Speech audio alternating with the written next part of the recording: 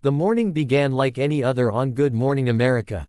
The lights bright, the audience buzzing, and the familiar hum of producers racing around with clipboards. Ali Wentworth stepped onto the set wearing a radiant smile that instantly lifted the room, tossing a playful wave to the cheering crowd. She carried herself with a comedian's ease, the kind of presence that promised laughter and unpredictability. George Stephanopoulos, calmly reviewing cue cards at the desk, looked up with his practiced anchor smile, professional, warm, and perhaps just a shade tighter than usual. Ali slid into her chair, crossing one leg and letting out a dramatic sigh that made Michael Strahan laugh even before the cameras rolled. The moment they went live, Ali launched into a humorous rant about her chaotic morning, energizing the audience. But something beneath the surface felt slightly off, a subtle tension flickering between her and George like static electricity waiting for the right spark. 2. Ali teased George about his famously strict schedule, joking that he probably woke up at 3 a.m. to meditate, alphabetize his tie collection, and practice his serious news face. The audience roared, and Michael clapped the table with laughter. George chuckled politely, but only politely. He straightened his papers and replied, "Well, some of us need discipline to function." His tone wasn't mean, but it wasn't playful either. Ali paused mid-smile, eyebrows lifting. The crowd sensed something, a slight shift in the atmosphere. She leaned in and said, "Oh, are we getting philosophical at 8 a.m.? The moment got a few laughs, but George didn't soften. A spark had landed. 3. The show shifted to a segment on viral wellness trends, one of Ali's favorite topics to poke fun at. She described celebrities plunging into ice baths while chanting motivational phrases, and the audience howled. George cut in with a calm, almost dismissive remark. "Well, actually, some people find real benefits in routine and structure." Ali blinked, thrown off by the unexpected seriousness. "George," she said playfully, "I didn't realize you were the ice bath police." The audience laughed again, but George's eyes didn't match their reaction. 4. Junju Chong tried to steer the energy back toward light conversation, but the tension continued simmering. When Ali mentioned her recent charity gala appearance, George interjected, "You definitely made an entrance." His tone held something sharper this time.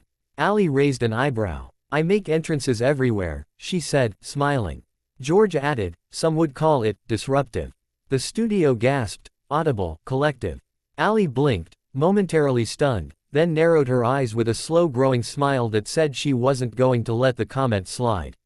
5. Disruptive, she repeated. "George, darling, this isn't 10th grade homeroom." The audience erupted. George held his ground, replying, "I just meant professionalism matters." Michael and Juju exchanged glances. They knew this wasn't the usual playful banter the show relied on. Ali leaned back, crossing her arms dramatically. "I see," she said. "I didn't realize we were grading each other today." George inhaled as if preparing another carefully worded statement. 6. Trying to regain control, George said, "Let's move to something less emotional." The moment he said it, the energy in the room shifted. The audience reacted instantly with gasps and whispered, "Oohs." Ali froze. She slowly rotated her head toward George, eyes wide, hand pressed to her chest.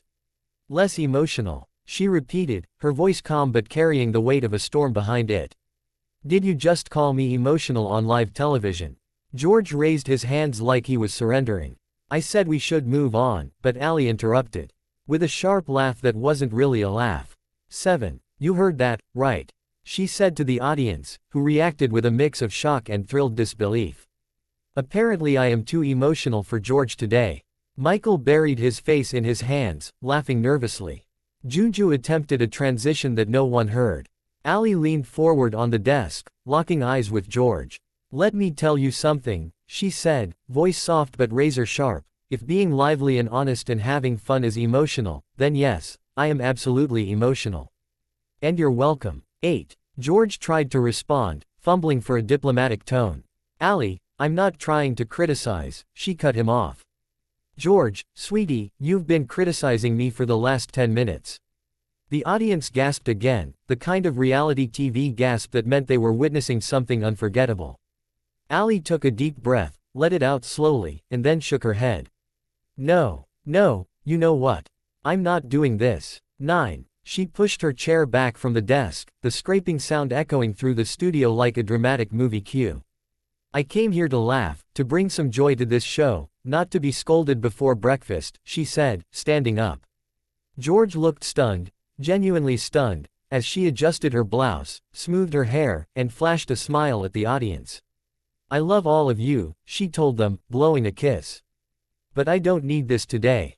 And with a confident turn, Ali walked off the set, leaving the hosts frozen in disbelief. 10. For several long seconds, silence took over the studio, real silence, not scripted or edited. George shuffled his cue cards, his face a careful mask of composure cracking at the edges. Junju cleared her throat and attempted a quick, "We'll be right back," as the show abruptly cut to commercial.